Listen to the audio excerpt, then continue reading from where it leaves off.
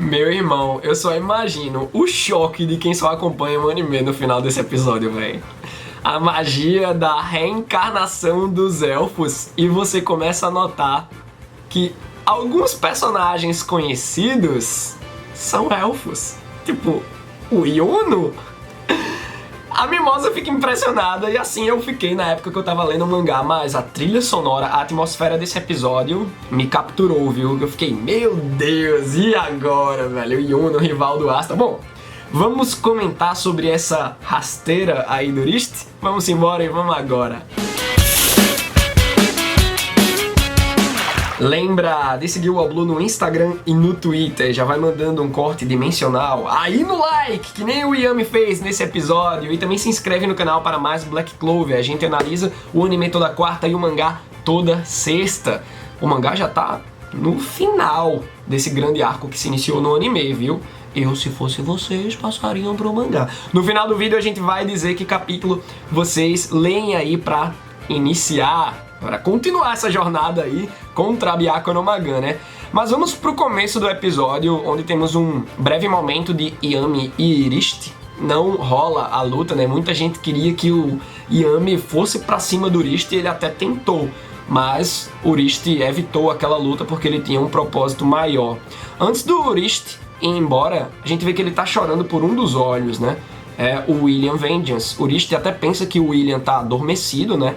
É louco porque para uma personalidade estar ativa, eu acreditava que a outra, consequentemente, estava adormecida.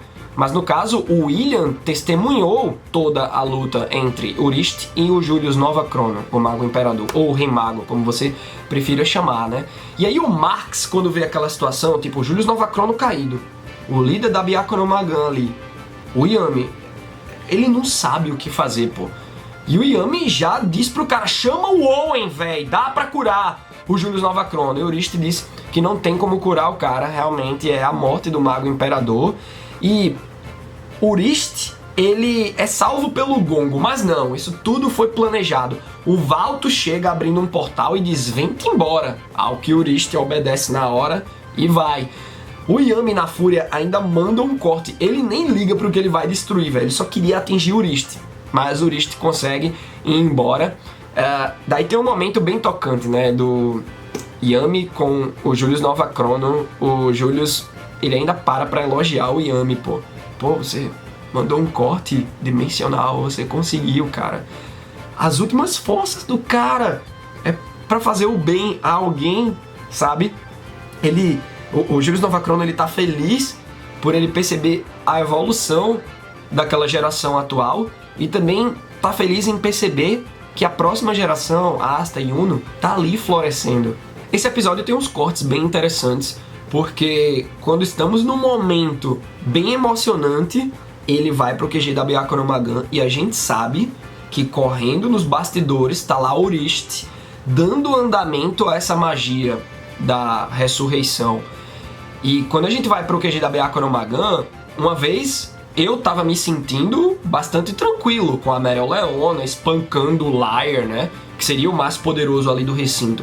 Mas aí a gente descobre que tem o corpo do Urist, que tá ali, mas e o outro? Não é Urist? E o que é que tá acontecendo? E ainda com esse ritual você fica, véi, vai dar ruim, vai dar ruim. Mas nesse momento a Mereoleona tá espancando o Liar com tudo. É aí que o Liar vê que ele precisa ir pro modo de autodestruição. E o Asta, ele fica indignado com isso, porque ele viu o Veto fazendo isso no Templo da Água e também a Fana na Floresta das Bruxas. E o Asta chega com a antimagia para interromper esse fluxo da autodestruição de um dos três olhos, no caso do Liar. E notem que o Asta, ele pegou o ritmo dos socos da Mereoleona e entre um soco e outro, ele mandou a espada.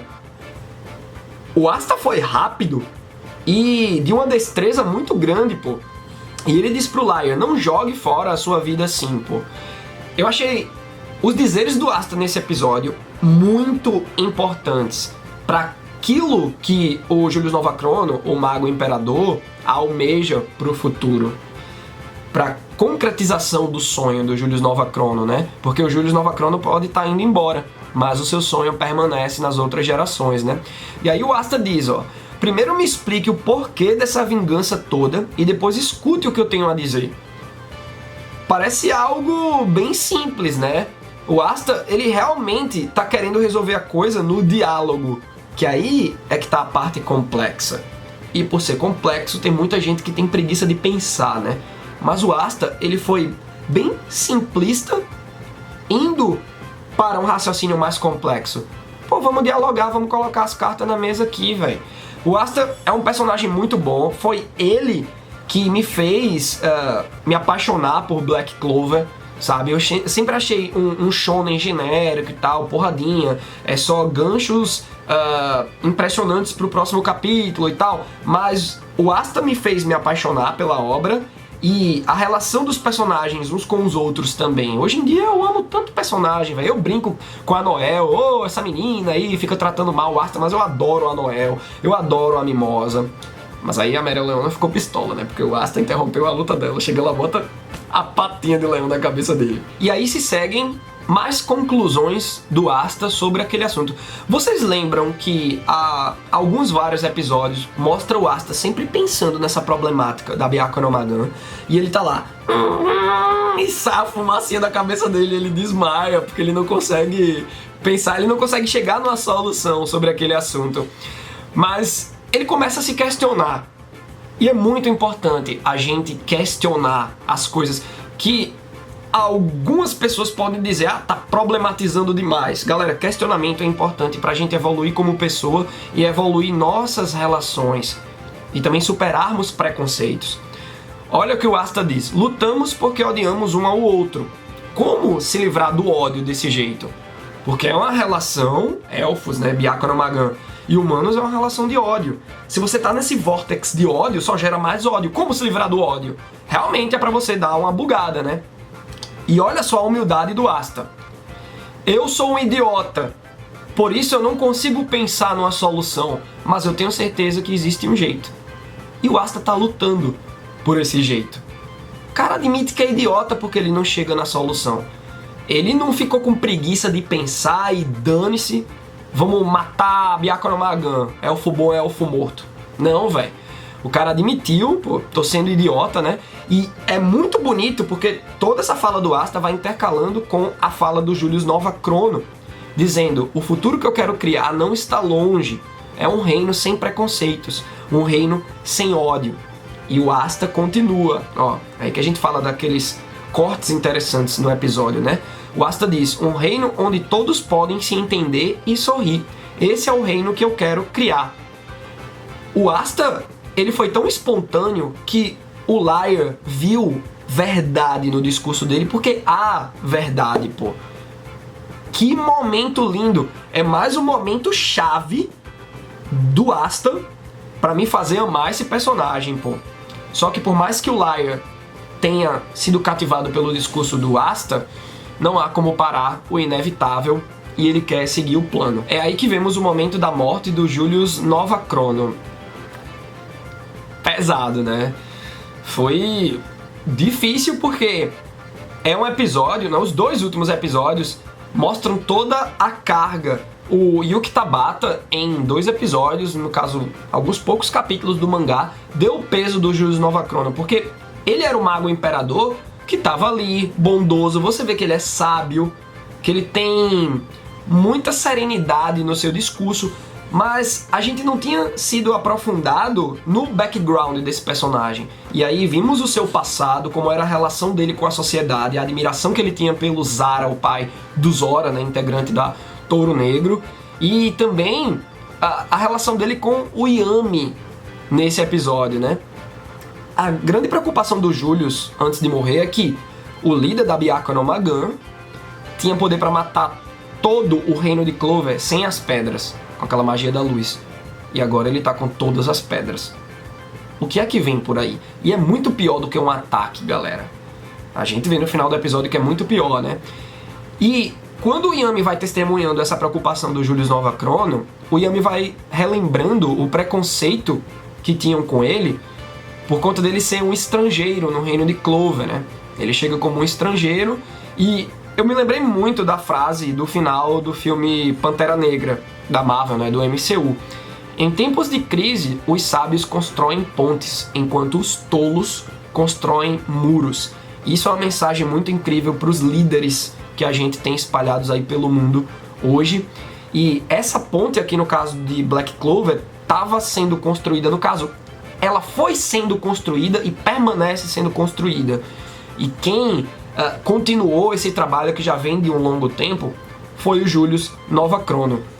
E aí ele morre, ele dá o seu último suspiro e o grimório dele vai se desfazendo, velho. Um grimório infinito virou finito, né? Acabou. E aí o Yami promete proteger o reino. Você vê o Yami no mix de fúria com tristeza, né? Com pesar ali.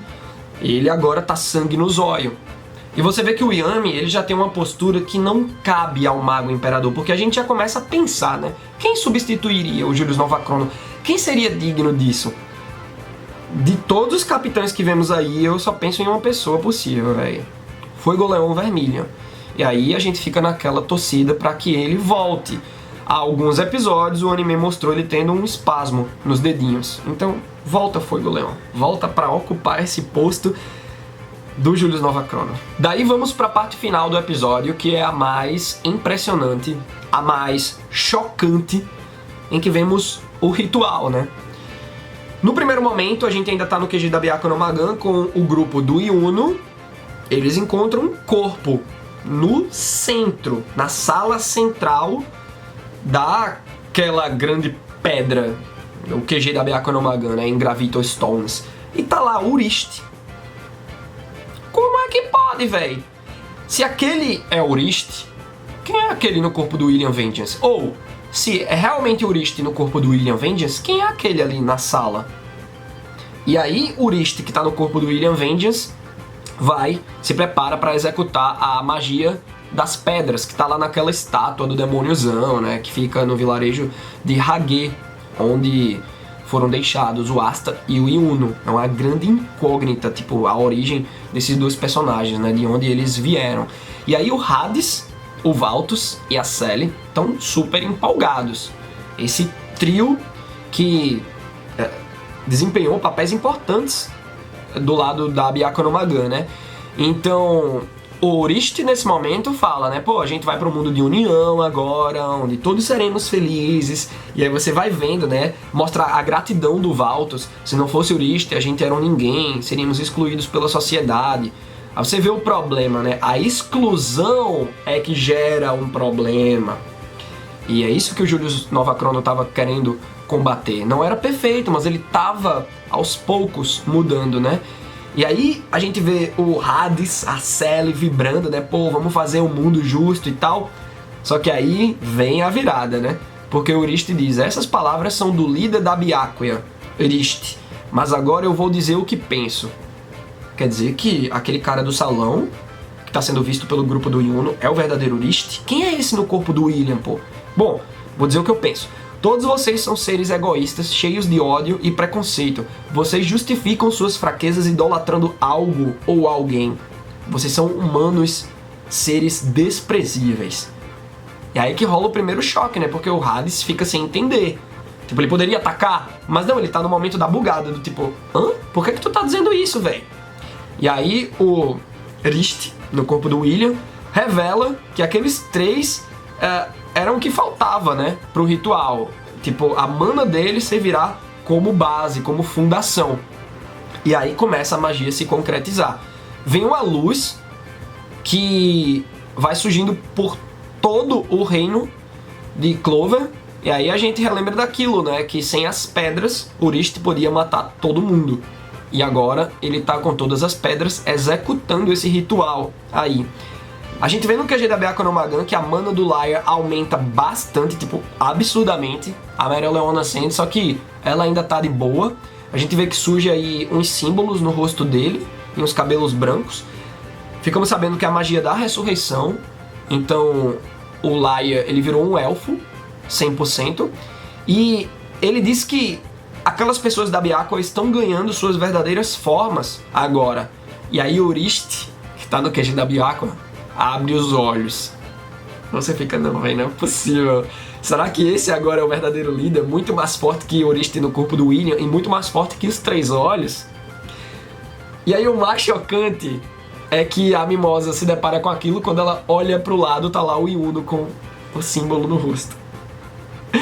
Véi, como assim? O próximo episódio se chamará Reencarnação e a gente vai ver muitos desdobramentos desses acontecimentos do episódio 94.